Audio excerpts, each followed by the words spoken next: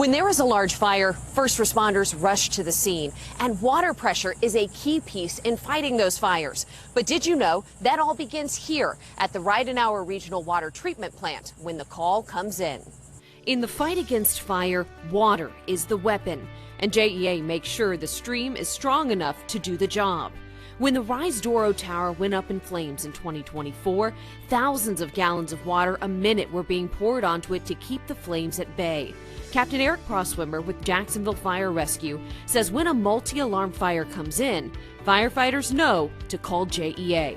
We'll call back to dispatch and say, will you notify JEA to increase the pressure to this hydrant or to this area? JEA crews here at Ridenhour have a view of water pressure across the entire JEA coverage area and can immediately react to make sure water pressure stays stable for fire crews. Next thing you know, our water pressure is boosted and we don't have any issues. During the Rise Doro fire, 7 ladder trucks fought the flames over the course of 12 hours, each truck pouring 1,000 gallons of water every minute, adding up to a total of more than 5 million gallons of water.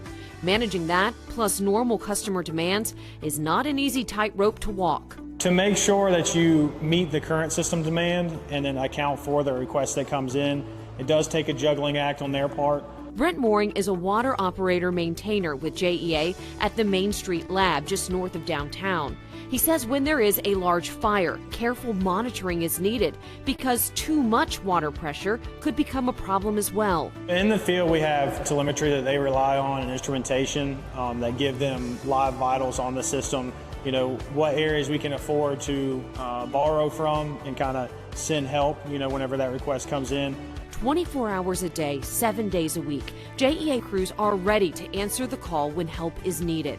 It takes a team to fight a fire. We were able to stop that at the top floor, and that's much to their credit. So when every drop counts, JEA is proud to back the front line. JEA, building a stronger community. Okay, I'd like to call this meeting to order. And first thing, please pause for a moment of reflection, please.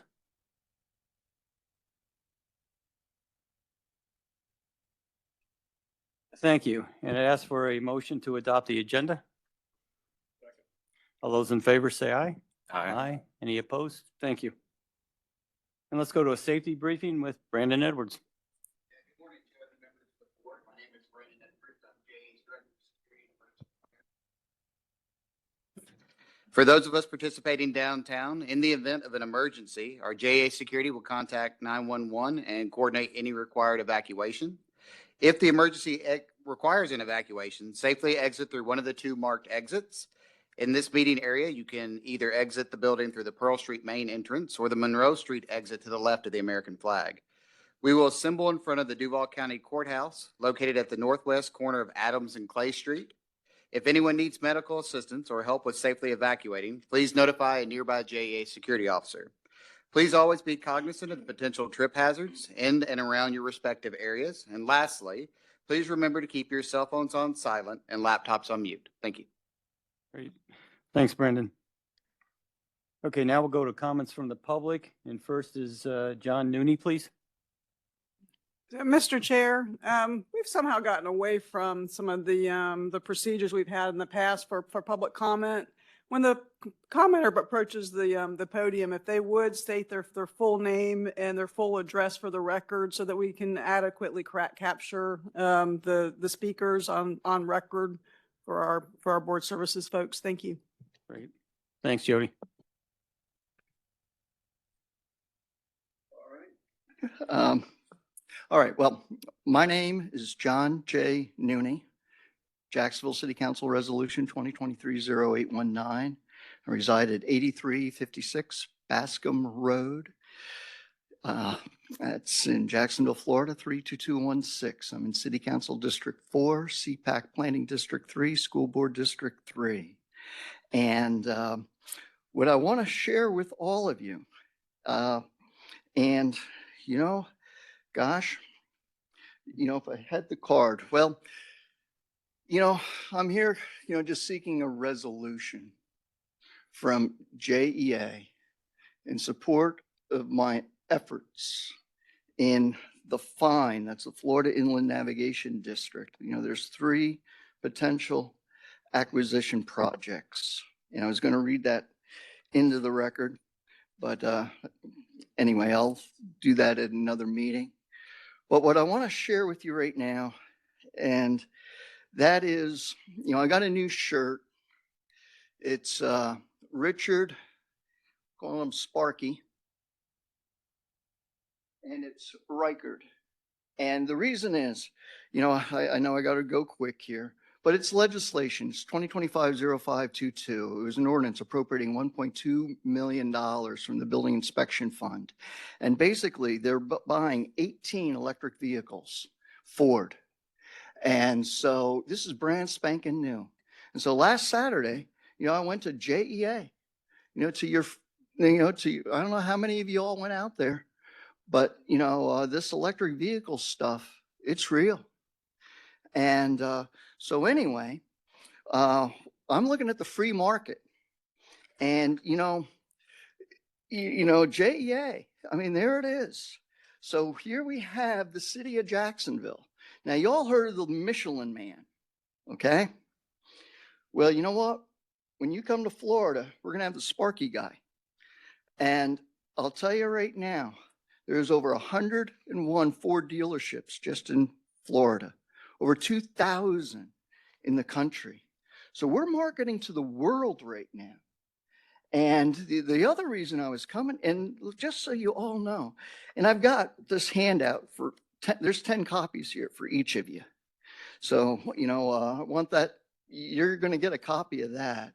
But this find, just so you all know, it's real. It's 12 counties. It's the east coast of the state of Florida. And their primary thing has to do with water quality and, well, you all have to do with water quality and septic tanks. But now with this JEA, you know, Sparky deal, man, you know, so anyway, I just hope that, you know, like I said, we are marketing to the world right now. And also, Mr. Nini, can you finish up your comments? Your 3 minutes is up. Oh, time's up. Well, just know that we're making a movie. If you have a shirt, you're in the movie. There will also be consideration for which will be known as the travel gavel. So if you have a gavel, get ready to travel. So listen, thank you, and I'll take any questions. Great. Thanks, John. Okay, next, let me go to the council member Ron Salem for any comments, sir. Just pray for the city council tonight. That's all I can ask. Thank you. Okay, turn it over to Vicky for comments. Thank you, sir. First up, I would like to announce that Steve Selders has been made the official Chief Information Officer for JEA. Steve, please stand.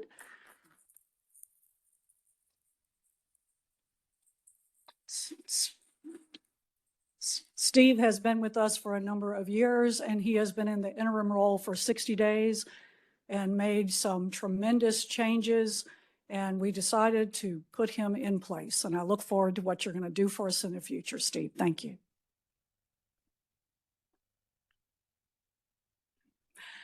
Next up, just wanted to let you know that I participated in Atlantic Circle's Cocktails and Conversations. This is the Young Affinity Group for young professionals, and we have quite a few people that participate in this. And it was a great event, probably attended by about 150 people. We talked about philanthropy, we talked about leadership, and how to build your career and relationships within the community. It was wonderful. And I got to see the tap room, which I hadn't been to before.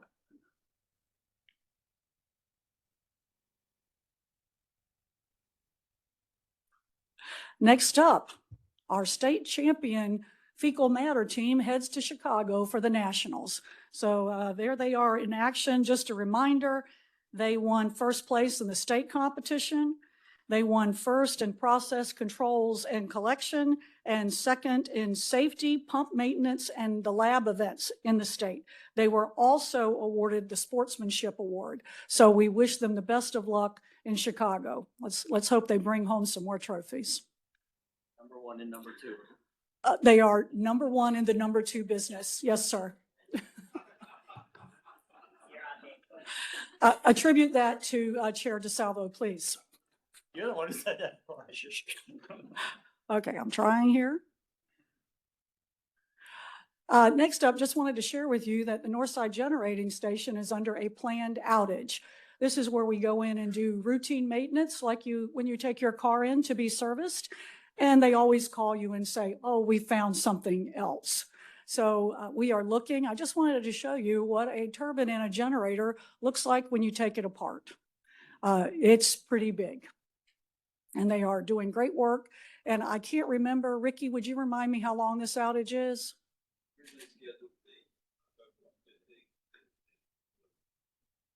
Yeah, so it's a couple months long.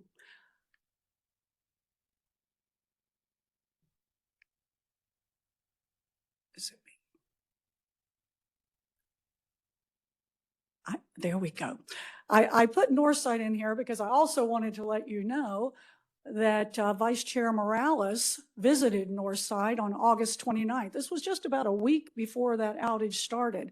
So some of these pictures, the cool picture in the left is actually one of the fuel storage domes inside.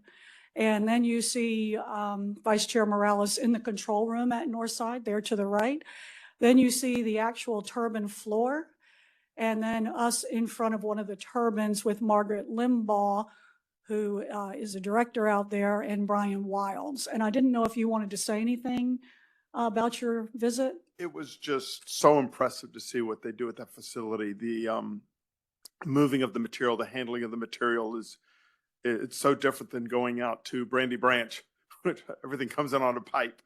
And it was impressive. The people and the facility was just amazing. And the power generation floor there, the room was amazing what goes on in there. And it's definitely let's call it a harsh environment out there. But thank you for the tour. Yeah, it's an intense environment, I'd say, when you're in operations and running a plant. But I wanted to make that the offer to anyone who wanted to go there. Liaison Salem, you may want to have a visit sometime.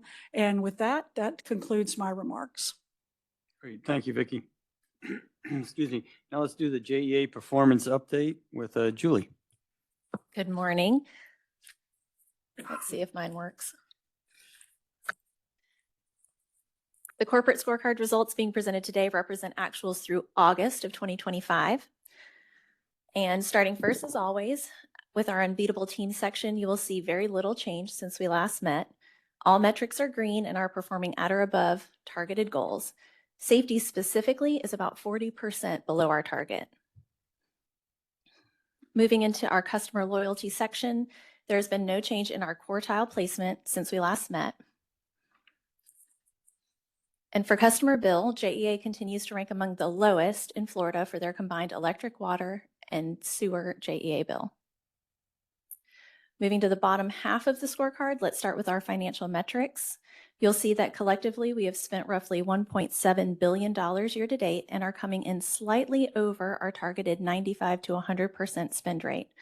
Overall, we see underspend in both O&M and capital expenses being offset by the overspend in fuel expenses. And I'll dig deeper into this in the financial update. And lastly, we'll look at our operational metric performance. We did see a decline in performance for 2 of the 5 metrics, but 4 of the 5 are still performing at or above target, with the 5th operational metric performance not stalling too far behind. SAIDI declined month over month, but the overall results are still under the targeted ceiling. And this is the 4th consecutive month that this metric has come in under the targeted threshold. Our clean energy composition metric remains below our targeted minimum. Water pressure improved month over month, and overall metric performance continues to remain below the targeted threshold. The SSO metric performance held stable month over month and remains under the target. And finally, our technology reliability metric was also stable month over month with no additional outages reported. And I'm happy to answer any questions you have on the scorecard.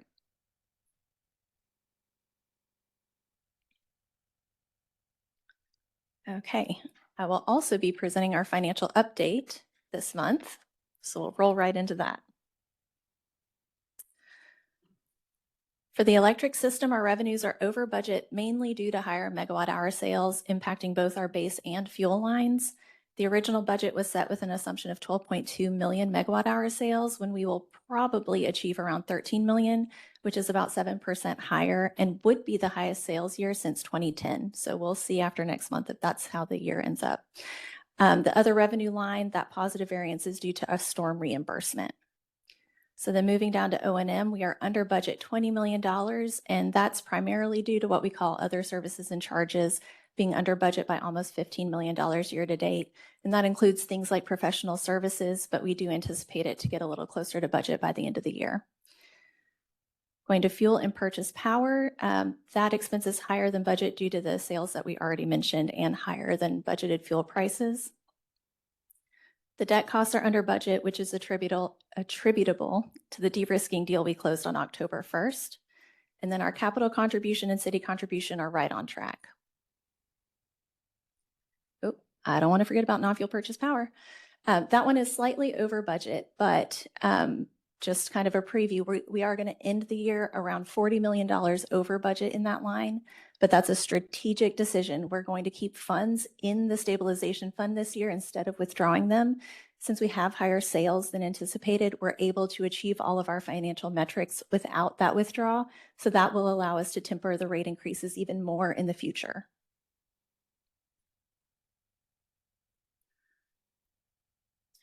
And as we've mentioned in previous months, the generated power line is reporting on fuel only to produce power from JEA's assets, while the purchased power line is more of an all-in cost for energy purchased, which is where our Vogel expenses are accounted for. But either way, overall, our power costs have gone up around $5 per megawatt hour this year.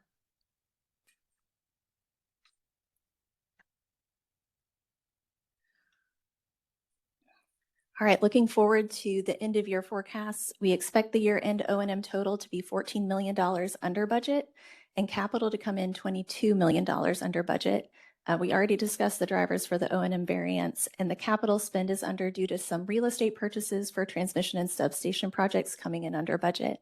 And then our cash and investment balances they remain stable.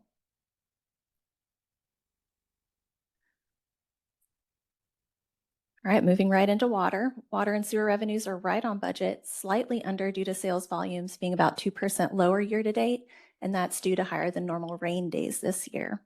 Our capacity and extension fees are under by $15 million year to date, and that's continuing a trend we've seen for the past several months.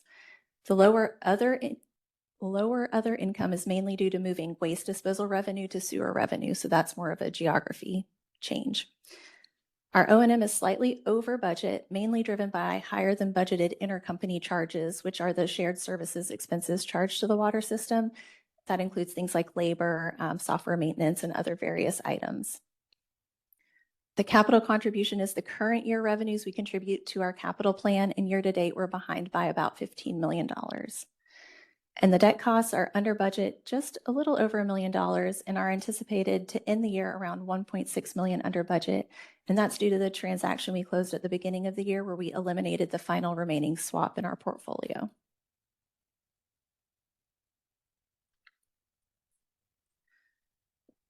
We anticipate to finish the year over, yes. Sorry, I got a question. The capital contribution, is that a strategic choice or is that timing on projects or? Capital contribution is really the flex number we use when we're looking at our sales and our revenues. So since revenues are coming in a little bit under budget, that is the line item that gets sacrificed essentially.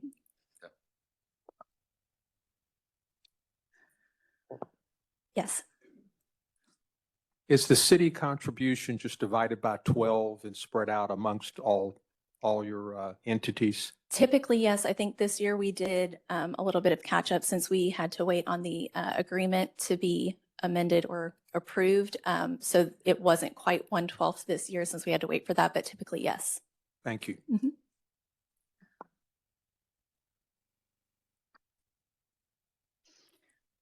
All right, we anticipate to finish the year over our O&M budget by $6 million and under the CapEx budget by $62 million. The capital underspend is mainly due to the cancellation of a development project and the delay of the Arlington East project. And cash and investments reflect the spending of the debt funds that were received in January. And now to my favorite one. They're all green. We finally achieved all of our financial metrics and anticipate to hold strong into the last month of the fiscal year. And you can really see the benefit of the new revolving credit facility that was approved last month in the water liquidity metric at 439 days. We will have the final fiscal year report at the next board meeting. And that is all I have for you today. And I'm happy to answer questions. Okay, thank you, Julie. Thank you. Okay, next I'd like to ask for a motion to pass the consent agenda. Second. Any discussion? All those in favor say aye. Aye. Any opposed? Passed. Thank you. Okay, now we'll turn it over to Charles and Rob to talk about the Normandy Village Utility Systems. Well, good morning to our board chair and the team. Want to thank you for the opportunity to speak on Normandy Village Utilities. It was a good opportunity for us to provide you with an overview. Rob will speak to the water and wastewater operations in the MVU service area, and I will provide a customer experience update, and then we'll wrap up with a video to give you an inside view of what our teams found and what they are doing over there as we speak. But before I even get started with that, it's very important that I acknowledge all the wonderful people that have been involved with this transition. We oftentimes talk about building community, being prepared for these unforeseen things that pop up within our utility, and this is one of them. Our teams responded in a very appropriate and professional way, recognizing and respecting those 1,350 to 1,400 customers that are impacted by the change that occurred within the Normandy Village utility.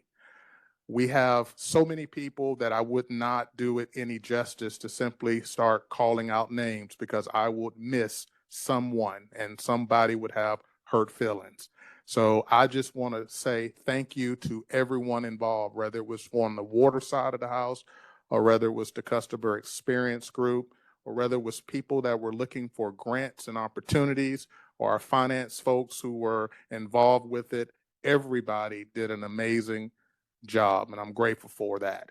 Me and Rob decided to designate 2 people to be leadership in that area to report back to us. They're in the room today. The one for me was Kim Willer. She's back there. Stand up, Kim, so we can see you. And thank you. And John Scampatera. These 2 individuals did a wonderful job, and we're grateful for everything that they've done. So I will get started with the quick overview, and we'll keep it moving. All right, that worked. So Normandy Village Utility is a co-op. It's a private, not-for-profit utility located in Duval County between Normandy Boulevard and Wilson Boulevard in the 4-acre area. The system was built around 1957. It was constructed in 1957. It serves roughly, the number is 1,400, but we usually say between 1,350 and 1,400 average around that number. Primarily residential folks with some sprinkled in commercial pieces that are in that service area. So here's where the change occurred. July the 7th, 2025, Normandy Village Utility filed notice of abandonment for the system. The city of Jacksonville then filed a petition requesting the appointment of JEA as the receiver to take possession of and operate the MVU facilities. So about 60 days after that occurred, we, JEA, on September 5th, the court appointed us as the receiver until such time as the system is disposed of or JEA is relieved of further duty by the court. So what does that mean? That means that we will control, operate, and maintain MVU systems, provide water, sewer services to all MVU customers, and ensure customers of MVU have safe and accessible water services. What it does not mean is that we have ownership, because we do not. We do not have ownership of the utility or its infrastructure unless appointed by the court. I'll turn it over to Rob to continue on with the water and wastewater operations discussion. Good morning. It's Rob Zamatero, Chief Operating Officer for the water system. As Charles mentioned, the system was installed in 1957, so it's pretty much approaching 60 to 70 years old, with little to no investment on the infrastructure. So to say it's in poor condition would be an understatement. The water plant itself, we've already taken it out of commission. We've interconnected it with the JEA grid so we could be able to reliably serve the customers. The water plant itself was very sporadic and was not maintaining pressure. Customers were receiving multiple boil water notices. And so to give them more consistent service, better pressure, we interconnected the system almost immediately. We have 2 intertie points, and we will look at adding extra interconnects as time goes on. Long term, we will improve the water plant. It is, as we get funding, we will prioritize and get that plant fixed and up and running so they will have a local facility serving that community once again. But in the meantime, we'll serve it with our grid, and we will repair the water mains as the breaks occur. We've had several breaks already when the pressure increased, but staff has done an amazing job. So we'll continue working on the water system. The wastewater system is not as straightforward. One of the major problems with the wastewater system is the amount of inflow and infiltration. We call that basically rainwater entering the system. It has extremely high I&I. Basically, plant was rated or supposed to be treating about 250 to 300,000 gallons a day. We see flows of excess of 1 million during a rain event. So we cannot just interconnect that into the JEA grid because it would then cascade that problem from them to us at our Southwest facility. So we have to go in and fix the I&I issues before we can connect the wastewater system into our grid. And that is going to take a long time. That is not an easy ask. It takes a long time to seek and find out all the cracked pipes and interconnects that are out there. So we will continue looking at it and slowly repairing the system. There is a financial burden with this. Estimated we've only had a couple weeks to look at the system. So our first glance, we're in that $25 to $30 million for each the water and the wastewater system. So just going in and fixing the whole systems is really not an option unless we can secure outside funding. So in the meantime, we will keep the facilities operating, get them in environmental compliance, and provide, stable service to the customers. And before I hand it back to Charles, are there any questions about the operation of the facility? Yes, sir. What do you mean by outside funding? Well, Charles will cover that, but I'll jump in. Yeah, no, we are going after grants. There is a CDBG block grant that we're filing for. So there is an opportunity for us to get some outside funding. And just, I know this was discussed a little bit before, but so court ordered, what was the option, or wasn't there an option? And I'll let Jody or Regina correct me if I'm incorrect, but typically when a facility goes into receivership, it goes to the county municipality. So in this case, that is us. So I've been a part of these twice in the past, and they've both gone to the county in different locations. The county ends up taking ownership of it if nobody steps up. In this case, we kind of stepped up because in essence, we are the county, we're one and the same. So just to clarify, there's a statutory provision that requires the counties to take over when we receive notice. So it's not optional. You don't have the option.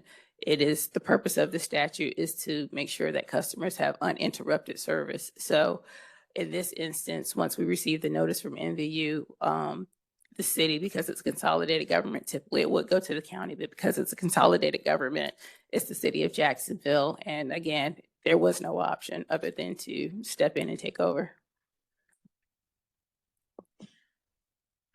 Ultimately, if you're not able to obtain outside funding, the taxpayers will end up making the appropriate repairs in order to take care of those 1,400 people. Yeah, 1,400 entities. Correct. The ratepayers it will get absorbed into our system. The biggest difference is the time. If we're able to secure outside fundings, we can make improvements quicker.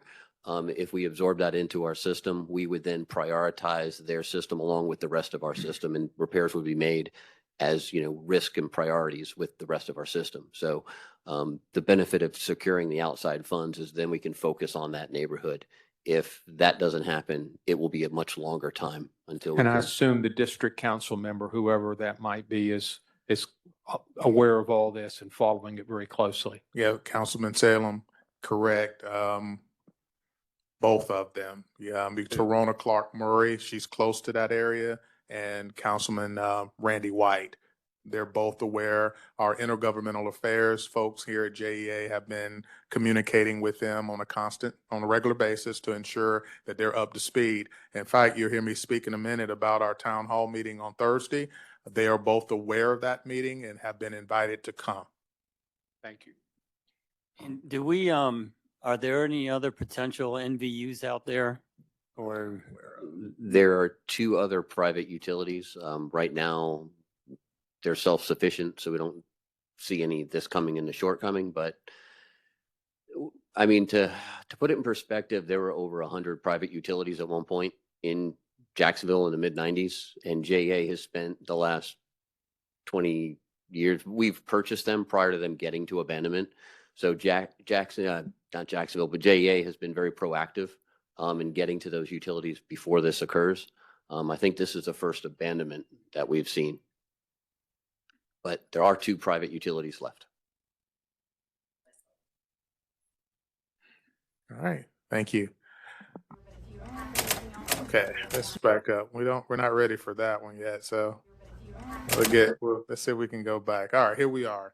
So as I mentioned earlier, I'll be brief on this and won't just go through everything that you see up there. We are requesting and asking for some funding through a community development block grant, about $40 million, to help in this process. If you understood what Rob was saying, there's a lot of work involved over there. There are a lot of things that we're currently assessing and needs that exist, and repairs and replacements that are occurring just to ensure that the community over there has stability in the water and wastewater area of responsibility. So we're working through that.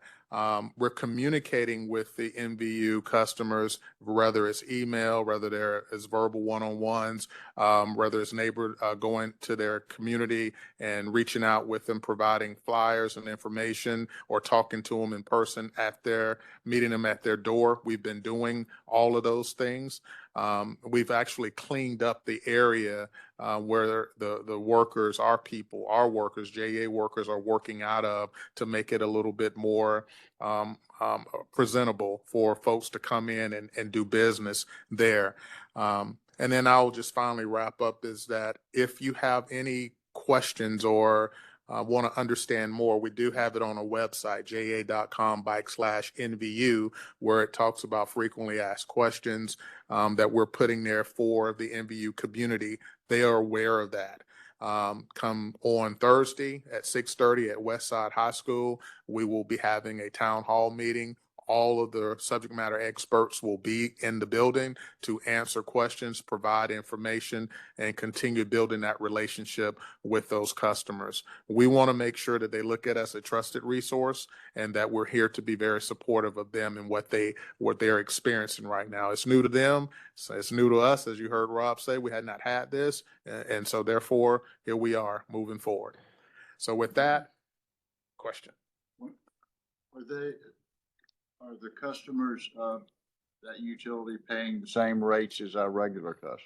They're paying the NVU rate right now. Was that higher or lower? In some respects, it's a little bit higher than what we are currently at. However, at some point that will shift.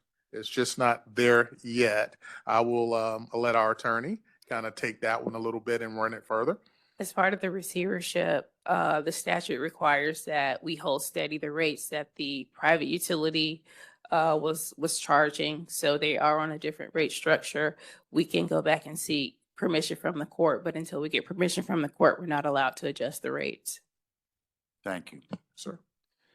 Yeah, Dr. Moreland, are the only two options a state level grant or spreading across all the ratepayers, or for the in the impact? I'm trying to think through outside cases. If the CDBGs take months and potentially years, how do we cross from here to there? Yeah. And Well, still provide reliable service per the court's order? very good question. We're doing everything in our power right now to ensure that we're providing the quality of services that the customers need and want from us being in a receivership. It's expensive. We can't get around that. It is our hope that funds will come sooner rather than later. But as we all know, that hope is not a strategy. So we're working through all of that.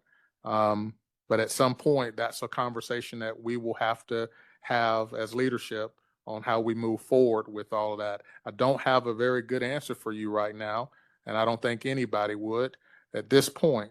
So let us kind of work through that. But we understand what you're saying. It's expensive. We still have to make repairs. There's things that we have to do. But it's our hope that the funding will come through and that we can use those dollars versus using anything that comes through us at this point. When we got receivership, and I'm way out of my lane on this one, but did we get any revenue from NVU, or is that still in the process? So as part of the receivership, we take control of all of their assets, meaning rates that come in.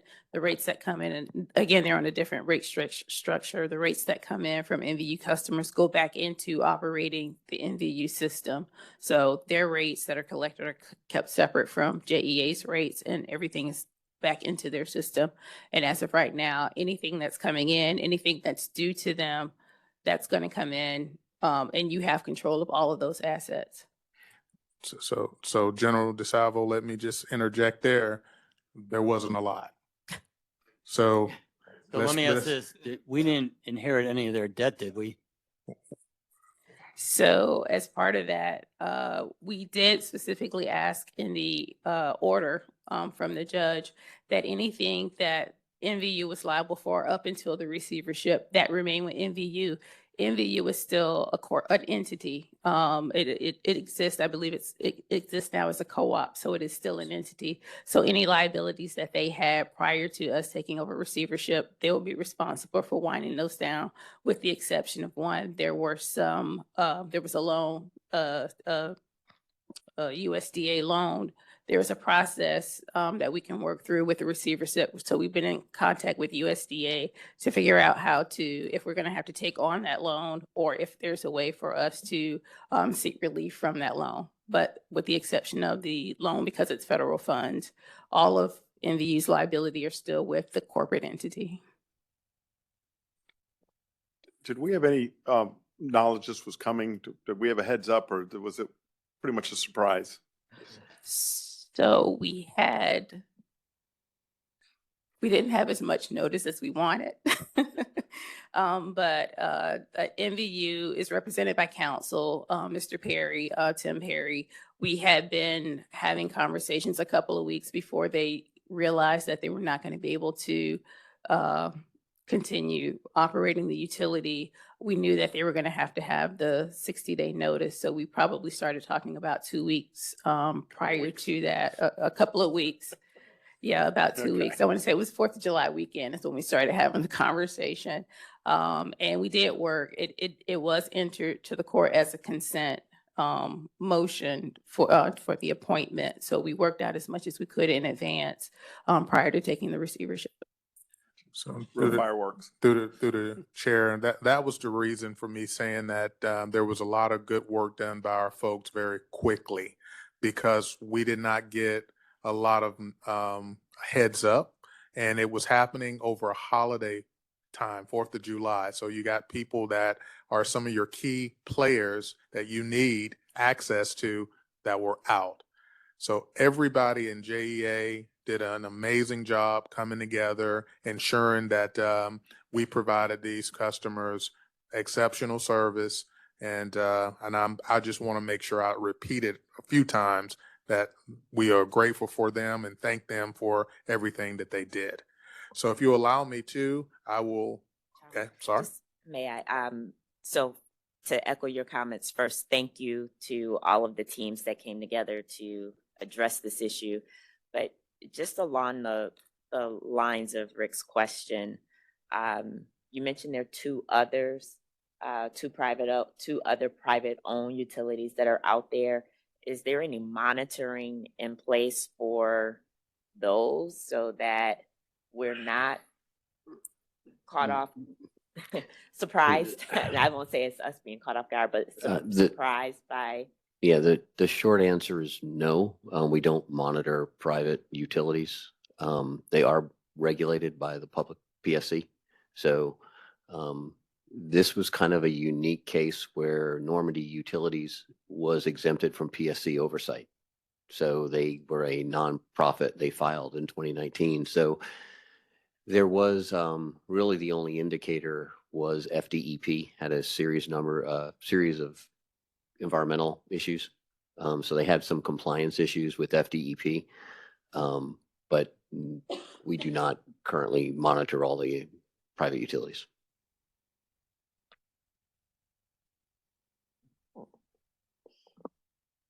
I believe also, Rob, and correct me if I'm wrong, the other two are very small.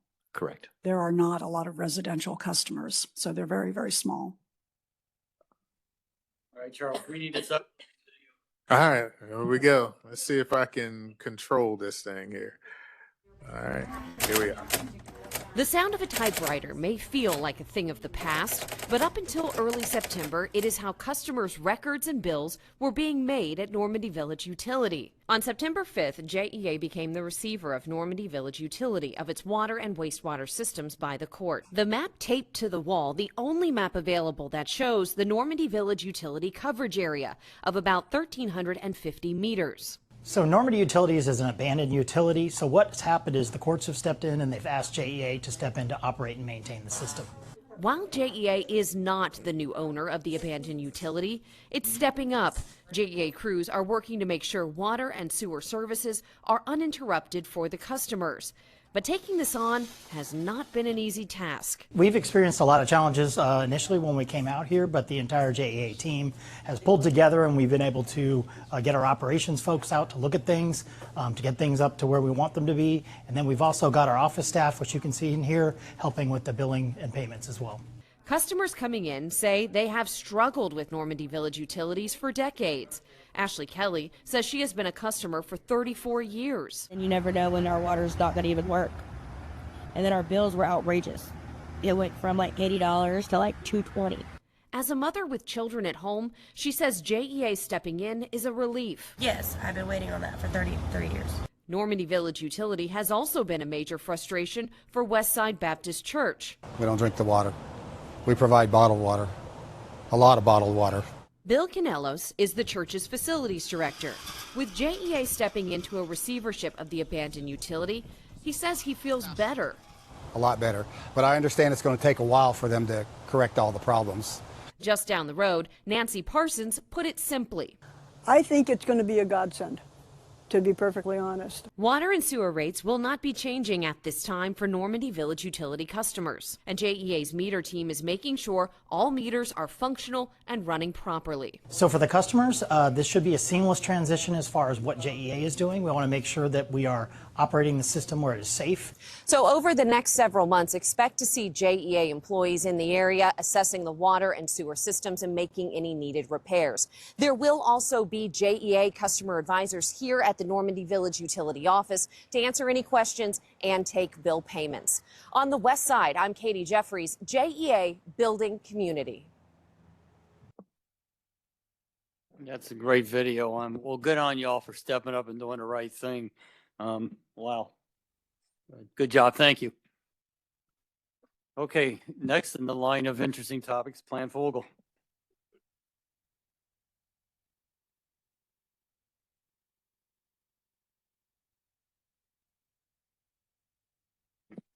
Okay, Jody and Joe.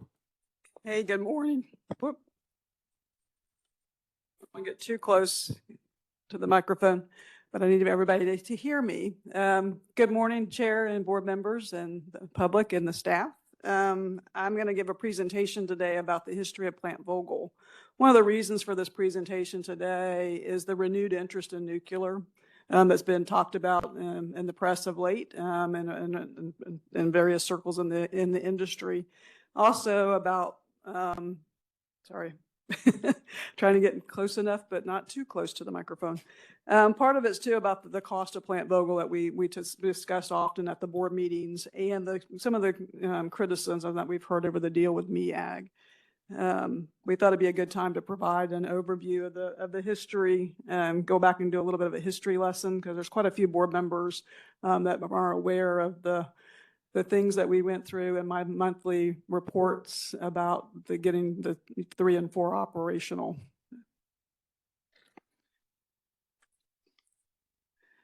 So with that as a timeline, I did a very detailed dive on Plant Vogtle in 2021 and created a variety of different slides. And I've only picked out a handful of those slides for this presentation today. And I'm not going to go into too far in depth on some of the things that have happened over time. But if you see, when we talk about units 3 and 4, 3 and 4 are the 3rd and 4th units that were constructed at Vogtle in Waynesboro, Georgia. Units 1 and 2 became operational in 87 and 89, respectively, and construction began in 74. When they originally did Plant Vogtle, the construction that began in 74, the cost estimate was under $1 billion, and it finished off at $9 billion. Just good to give you a little bit of an idea. So it was 9 times what they had estimated when they built 1 and 2. I show that to show that, again, 3 and 4 is just a continuation. The same 4 owners of 1 and 2 decided in 2006 to build 3 and 4. And we'll talk about the ownership structure a little bit later in the presentation. But the 4 owners is Georgia Power, Oglethorpe Power, MEAG, Dalton. And then the original estimate completion for 3 and 4 was supposed to be in 2016 and 2017. Construction started in 2012, and a lot of things happened between 2012 and 2023 and 2024. I'm not going to read all of the things that occurred. But I'll give you just some highlights. There was a bankruptcy of Westinghouse, name brand that everybody knew. Had no idea that was going to happen. There was a new contract that was entered into without any cost caps. There was a go, no-go decision that was made. The Georgia Public Service Commission approved the authority to go forward with the project in 2018 over the objections of their staff. There were lawsuits, both filed in Georgia and Florida. There were delays and cost overruns and a global pandemic that's not even on the chart. Finally, in July of 2023, Unit 3 became operational at Plant Vogtle. We finally got energy from our nuclear position there. And then in April 2024, Unit 4 became operational. The total final cost for the project was estimated to be $36 billion, with JEA's portion being $3.5 billion. I'm sorry about the microphone. I'm just, for some reason, it's either too far or too, maybe, let me try this one. Testing 1, 2, 3. I think that might be a bit better.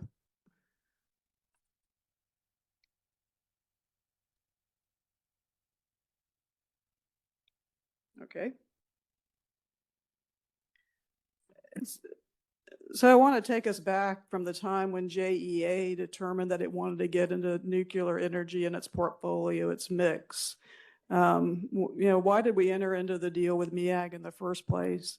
And what was going on in 2008 for us to agree to the type of contract that we entered into in 2008?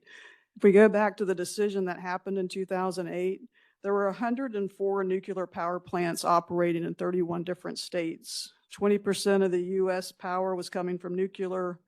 There were a small number of effective operators. Regulation had matured. There was an established safety record, a high capacity factor coming out of these production for 90 to 95%. It was relatively low operating cost.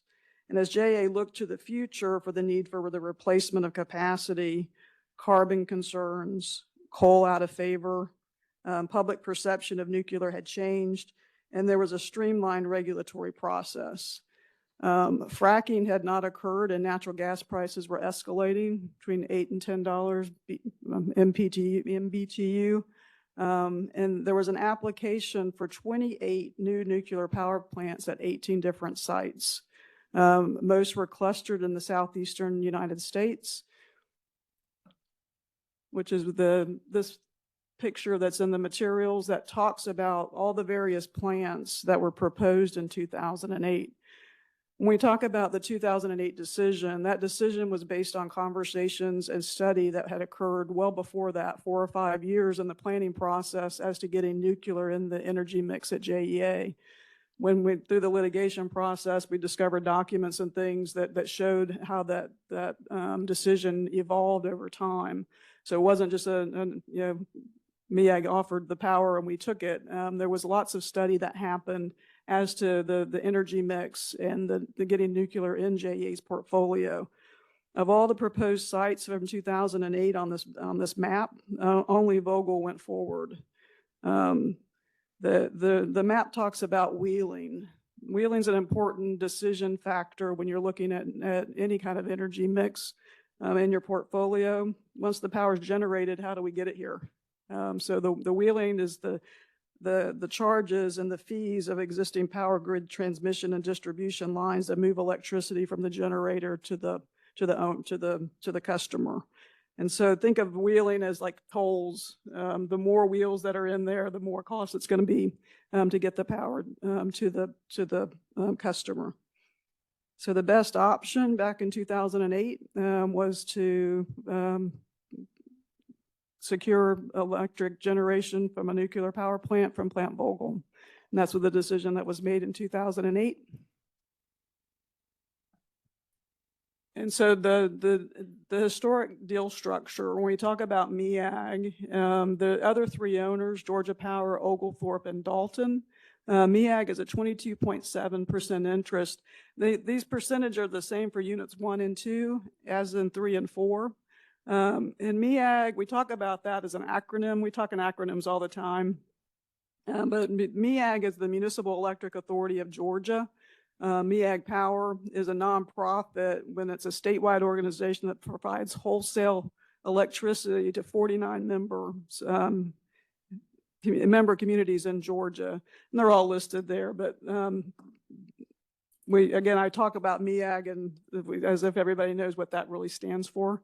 But the 22% and 22.7% interest, this chart is very illustrative as to what the deal structure was. And it's a very important chart in my mind. It was created during one of the litigation matters, but it helped me understand JEA's position. And we talk about Project J all the time too. Well, what does Project J really mean? Project J is the special purpose vehicle that was created for MEAG to purchase the output and then do a back-to-back PPA with JEA. I know that sounds complicated, and it is. But the other Project M is MEAG's. It's another special purpose vehicle that was created primarily for DOE funding. In 2014, our 2008 contract got amended to create this deal structure in 2014. And that amended contract talks about the various 3 different SPVs, they're special purpose vehicles, LLCs that hold each of these capacities for Project M for MEAG, Project J for JEA, and Project P for Power South. When you look at the gray shaded area for Project J, that's JEA's portion of MEAG's portion of the output for units 3 and 4. We get 206 megawatts from Project J for the next 20 years. That's another important point. That 20-year time frame, after our 20 years, the 39 participants of MEAG has contracted to purchase the power out of MEAG,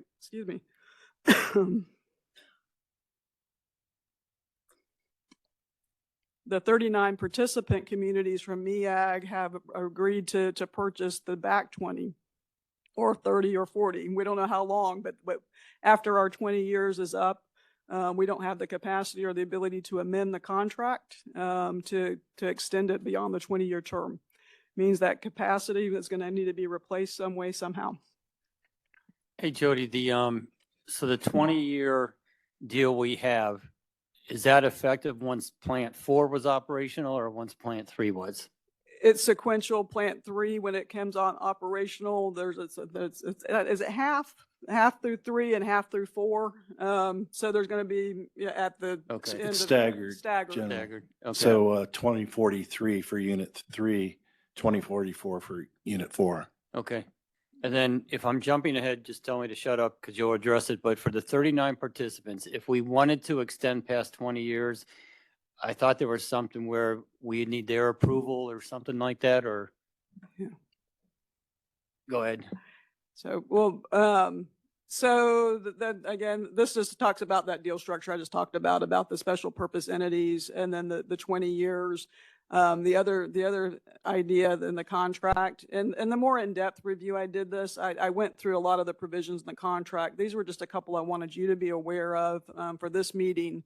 And again, it's a bit shocking that the amounts that are pledged for the payment of the bonds and the DOE loans are payable whether or not Project J ever got completed, is operating or operable, or whether or not it's producing any electricity. Again, that's a little bit of a shocking thing that even though that when Project J was being built, or the Plant Vogtle 3 and 4 were being built, if it never even produced 1 megawatt of energy for us, we were on the hook. And it was structured that way purposefully. Yeah, I'll add it's commonly referred to as a hell or high water contract. Yeah. And City Council changed the charter a few years ago with under the guidance of Mr. Boyle or Councilmember Boylan for the committee that looked at that JEA and revised and amended our charter. And one of the provisions that got changed primarily for this is that we have to have a maximum indebtedness now in all of our contracts. That's a charter requirement, a charter change that actually sprung from this. But I'm about to answer your question on the next slide. This is dealing with the assignment and resale. We are prohibited from assigning our position for Plant Vogtle. But we do have the ability to resell our megawatts as long as it's to a non-exempt person. And a non-exempt person is defined as another public body, a political subdivision, or another state agency. So there is the ability for us to resell our megawatts based on the contract. But we didn't have the ability once the DOE loans were committed to be able to assign our position without the approval of Plant Vogtle. And then as far as the 39 other participants from MEAG, if I go back.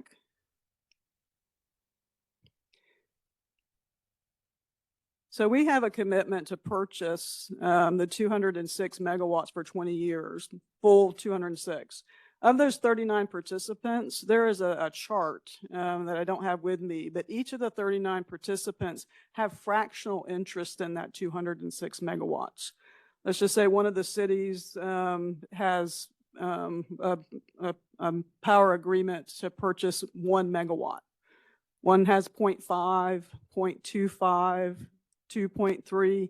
So all of those participants, if you wanted to cobble together your 206 megawatts, you'd have to go and approach them to resell it to you. I mean, that's so I just needed you to understand that dynamic at the end of our 20-year term. Jody, I'd add though that with the amendment that was done to resolve the litigation, we do have a right of first refusal. If one of those or more of those 39 participating cities wants out. If they want to sell them, and they have to come to us first. They can't sell them to others prior to our right of first refusal to purchase those.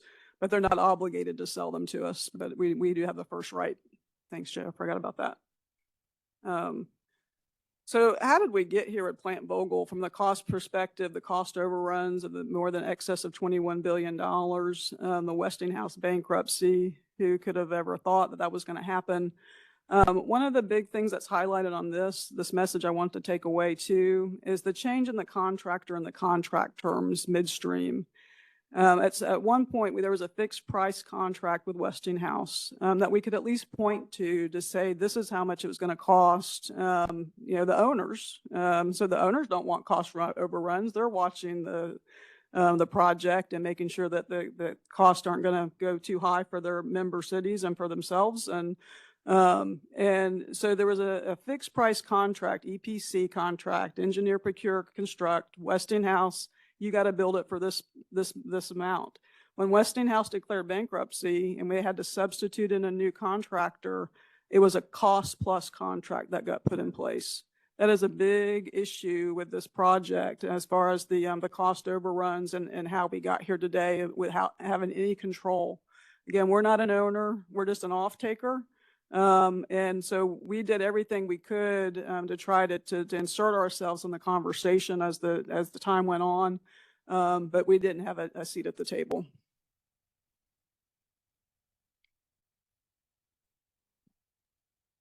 And I guess, where do we go from here?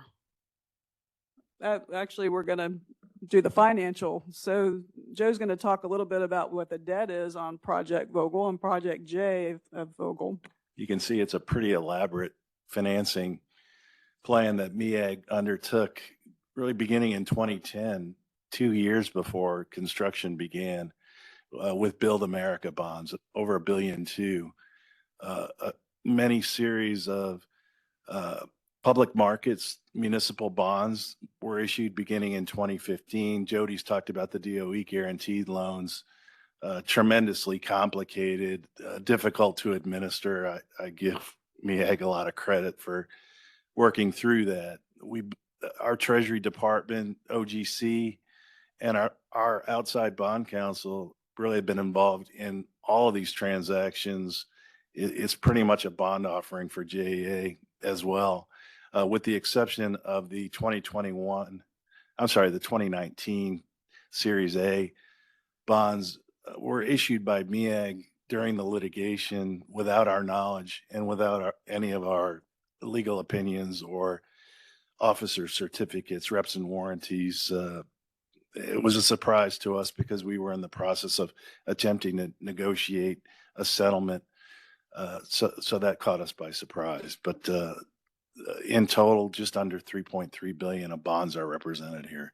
We're optimistic that MEAG will have the opportunity to refinance the public markets debt, the DOE loans, hopefully with a little easing of interest rates. Some of these bonds will become economic, which will help the cost charged to JEA. Yes, sir, Mr. Salem. So how much are we paying a year to retire these bonds? Debt service alone is in the neighborhood, it's north of $170 million for 206 megawatts. Comparable PPA with Florida Power and Light, power purchase agreement with Florida Power and Light for this year to replace the sheer capacity that was shut down is 1/10 of that amount.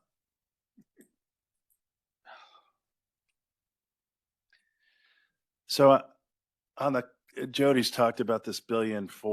It's actually a little bit higher because that negative amount, the $195 million that was shown back in 2008, is capitalized interest. I'm sorry, it's not capitalized. It's interest during capitalized interest that they finance. So the true cost is closer to $1.6 billion. But to be consistent with what's been reported in the past, this is the way MEAG has demonstrated it, the $1.4 billion. Fast forward to our latest long-range forecast, and this $3.47 billion is consistent with what we disclosed in our audited financials. It's $1 million more than what we disclosed back in September. the number that jumps right off the page here is the $1.1 billion of capitalized interest. And that is 32% of this total project cost. It's a staggering amount. We are evaluating on the combined cycle, for instance, whether we're going to capitalize interest at all, because we're going to bridge finance that as we begin to spend that capital. But to have 32% of the project cost, I just did a back of the envelope. If we were to capitalize interest for the combined cycle, it would be a number north of $100 million, but it would represent less than 10% of the combined cycle cost. So it's a number that is difficult to stomach. The other figure that you may ask, the Toshiba guarantee. Toshiba is and was Westinghouse parent, and they cut a guarantee agreement on the EPC contract, the engineering procurement construction contract, to have the ability to walk. And again, it was largely a fixed price EPC contract, but to be able to walk, they had the option of paying $3.68 billion. And they looked at it, and they looked at their estimated cost to complete and said, we're paying the $3.68 billion and walking away. So that $344 million represents Project J, which is, when you do that math, of the 41.175% of the 22.7% MEAG share, it's 9.35% of the $3.68 billion. So this cost is even north of the $3.5 billion to JEA. And what we took to the rating agencies back in 2008, there was a lot of interest. Obviously, this was the first project and only project to get off the ground, as Jody's pointed out. We were looking at an estimated cost per megawatt hour of $83 to $94. And that figure is now, based on MEAG's latest long-range forecast, $140. So that's what's driving. Julie Crawford spoke of the $90 purchase power cost. That's largely attributable to this $140 power. And again, it's 2.5 times the original estimate that was brought before the board back in May of 2008. So this is the following picture at the question and discussion page. The two white facilities there that you see on there, that's 3 and 4 on this project. And so I like this picture because it indicates units 3 and 4 in an operational mode. With the renewed interest in nuclear, I think it was important for you guys to hear this presentation, and we'd have a lot of lessons learned along the way. And we've got some, and as we embark on our combined cycle, we've learned a lot too from the exercise with Plant Vogtle. We will have more control as the owners of the combined cycle. I know that was a concern of one of the board members about how are we going to control cost, and we're not another Plant Vogtle. There's a lot of lessons learned that we've been through, and Joe and I have been through, and the staff has been through over time. And so lots of lessons learned. But with that, if you have any questions or if you want a further discussion about Plant Vogtle, we're here. So I guess it is what it is. Do you foresee any opportunity of making the situation better? I mean, it just looks like we're sort of boxed in, but is there any way of getting some relief? I think we're always looking at opportunities and studying the idea, because we do have the ability to sell our megawatts, but at that price, who wants to buy them? So so there's some but we're always looking at opportunities to Joe's point about the debt and the restructuring of the debt, but that's really a decision of MEAG. But we can have those conversations with MEAG to make sure that they're doing the right thing from a monetary perspective. But other than those couple of things, I don't think there's much. To preserve the tax exempt status of the various forms of debt that have been issued, the sale would have to be made to a tax exempt entity. And we are looking through the Energy Authority. There may be opportunities with the data center construction activity and prospects, particularly here in the Southeast, there may be opportunities for TEA to maybe not sell $140 power. We don't think that that's realistic, but it is possible to extract a capacity payment premium for some of this power, provided that it runs to a tax exempt, a municipal entity. It's a good General? question, though. Yeah. So MEAG is the issuer of the bonds, but they're shown on our balance sheet. We're liable for them. They are off balance sheet, Okay. but the 170 plus million, the rating agencies treat as our debt service for the purpose of the fixed charge coverage. That number that Right. hopefully is closer to 1.7 by year end, which I said at the last board meeting. So we're getting there. But it does, the rating agencies account for it as effectively as JEA debt service. Even though it's not shown on our balance sheet, but it's Correct. effectively is. Correct. So we're not the issuer. That's correct. And we cannot refinancing. All that has to be done through MEAG. We have no control. We do not, but they would prefer to have our cooperation, because when they did that 2019 deal, they issued what effectively is called in the industry as a big boy letter. Basically, the banks were taking risk that we were going to stand by our obligations to make payments under the power purchase agreement, but we did not issue any opinions or officer certificates, and they would prefer not to do that again. Gotcha. Thank you. And this sort of goes in the for what it's worth category. What was it, 2021 or 20, when we went up to Vogel? I think it was 2021 or whatever. But anyway, Southern Nuclear, if I remember right, they were very transparent with the good, the bad, the ugly up there. So I'll just say this, from 2020 or whatever, it was ugly, but they were being very transparent with why it was ugly. First time they built a plant in the U.S. in 30 years, a lot of their knowledge went away, just like we're trying to get a man on the moon. You think it'd be easy? No. But just, I'll just say this, I'll give them kudos for being very transparent.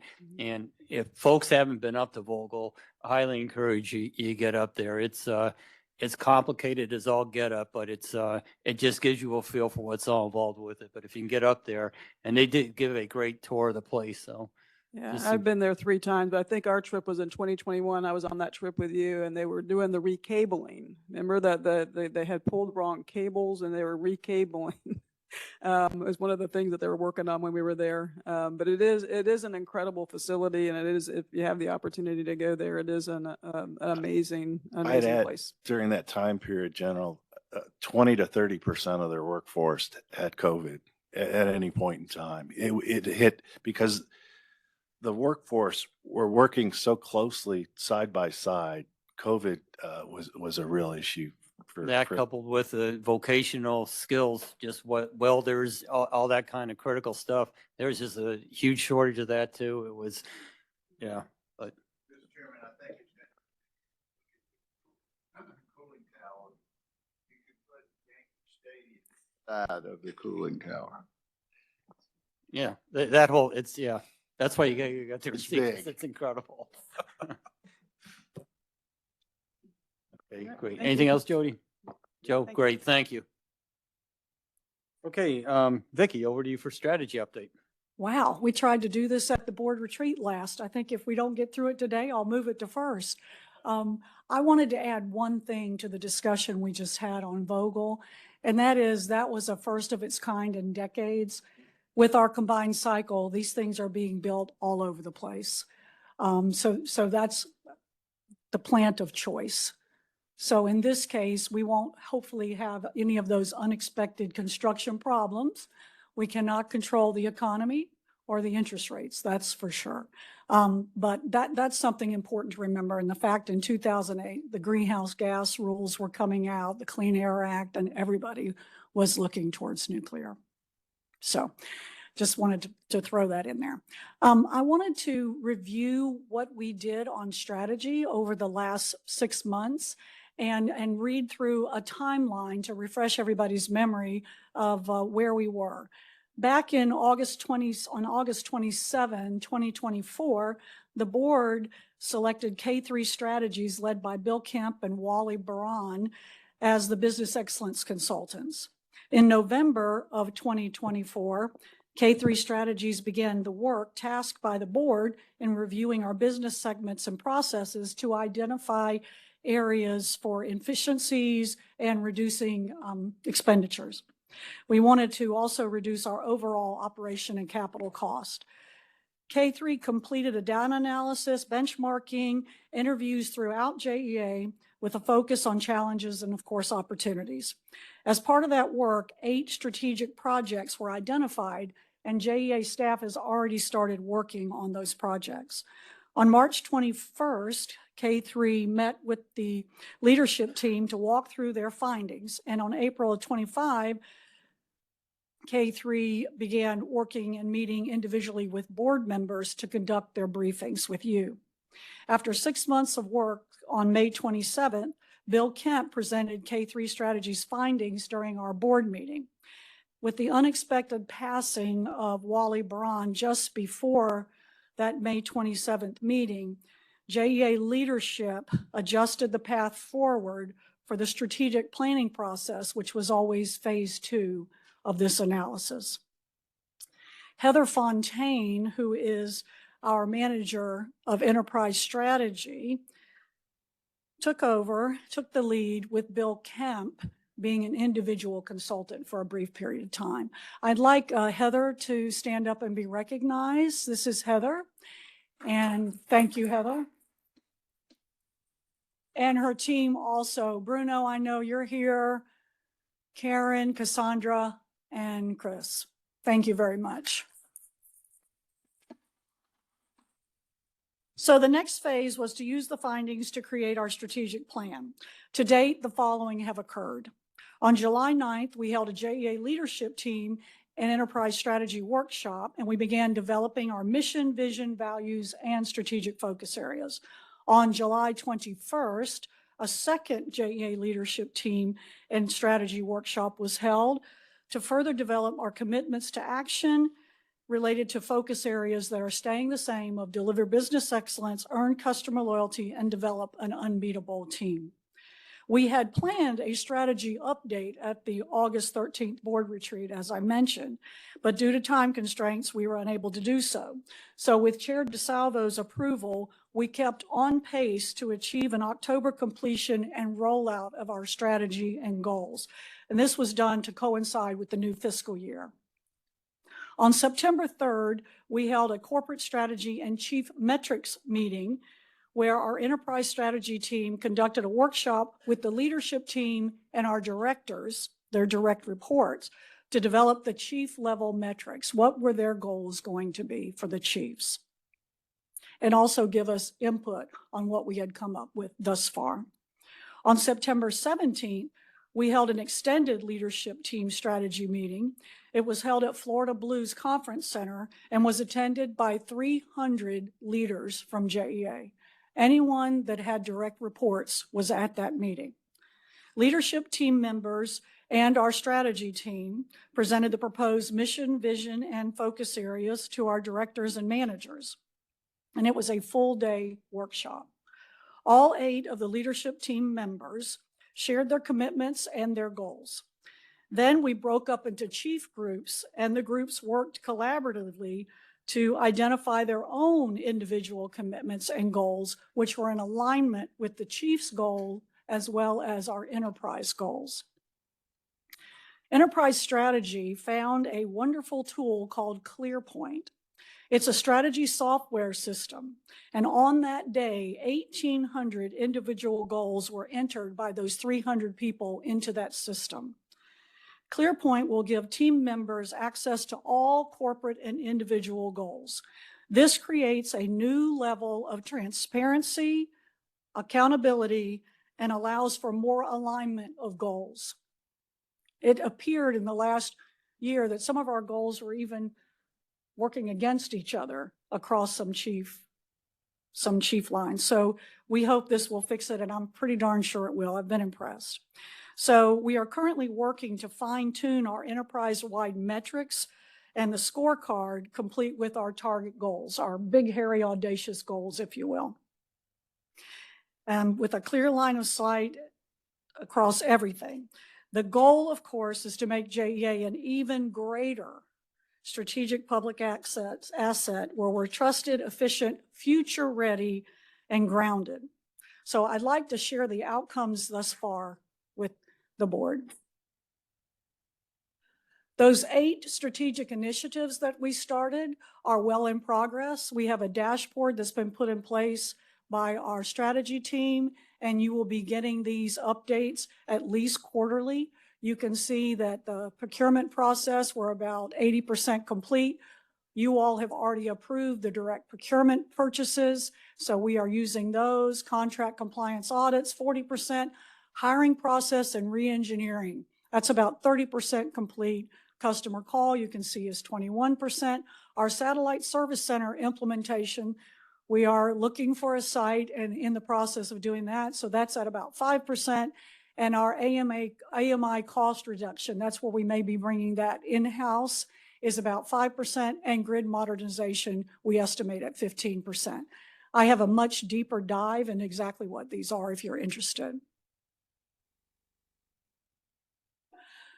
Our mission and vision is to deliver reliable and sustainable utilities, providing value to the communities we serve. I want to make sure that we define sustainable. It doesn't just mean clean, as it has in the past. It also means financially sustainable, operationally sustainable. In any way, we want to make sure that we are here for the communities that we serve. Sustainability.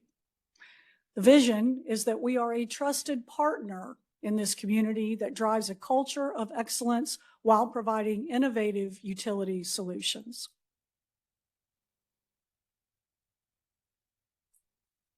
Our values. We created an acronym with these after we had come up with them, so we're going to call it CYRUS. So our values can be remembered with that. They are safety, of course, prioritizing the physical and emotional well-being of people, both at and away from work. Integrity. You remember courtesy and respect were our values over the past few years. But integrity, do the right thing even when no one is watching. Respect. Treat everyone with dignity, empathy, and respect. Accountability, very important. Take ownership of our actions. And service. Build trust by supporting our customers and each other. We have to earn the trust, the respect of our community and our customers each and every day. Our commitments to action. Each of these will have metrics associated with them. Under-deliver business excellence, of course, strong financial health, optimize our system performance, and plan with purpose. As you know, we'll be doing our integrated resource plan for electric next year and also water. Customer loyalty, be accessible and solution focused, empower customers to make informed decisions and demonstrate community responsibility. Under unbeatable team, we want to be an employer of choice, grow and develop JEA's workforce for the future, and foster a culture of trust and collaboration. This are a few pictures from our strategy development rollout that we did at Florida Blue that was attended by 300 people from leadership, all of our leadership. And I want to share a brief video from that event as well. At JEA, we are more than a utility. We are a public utility. We serve, we don't sell. Our work touches every home, every business, every school, every hospital, every single person in Jacksonville, and the folks in the other communities we serve. I hope you know that I consider my biggest goal here is to bring stability to this utility.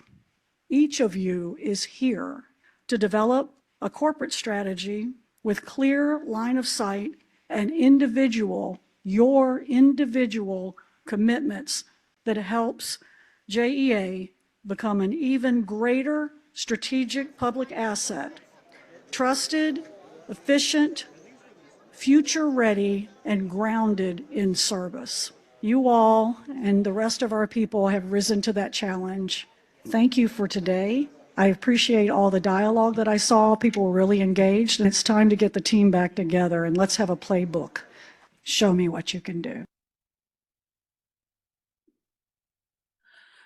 It was a really great day, I have to say, and very, very engaging. And it was at that meeting that I decided to make Steve Selders our CIO, because his presentation and his goals and the response was extraordinary. And so with that, I'll answer any questions. I apologize for this going a little over, but I'll answer any questions and commit to you to bring you our metrics at the next board meeting, if not before. Yeah, I'll just say, Vicki, I think we're actually seeing the fruits of from the K3 studies and recommendations, actual implementation. That dashboard is great. It shows we're operationalizing the recommendations that we all agreed to. And I think once you get the metrics associated with those objectives, we'll be able to close the loop and progress forward with it. And last, just my view on the values, I think they're spot on. And a lot of there's a tendency to underwhelm values. It's all subjective, mushy stuff. I'll just say this, if you're in a position where you don't know what right looks like, if you follow those values, you're going to make the right choice. And I think that's the beauty of those. So I think you're doing a great job with this.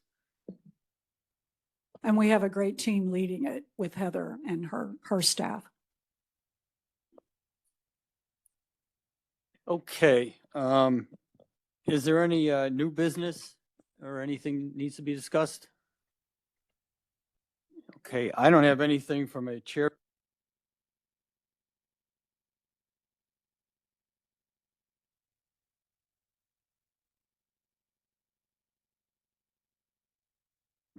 Pearl Conference Room. Pearl Conference Room will have a closed session to discuss information security and critical infrastructure protection. This meeting is adjourned. Thank you.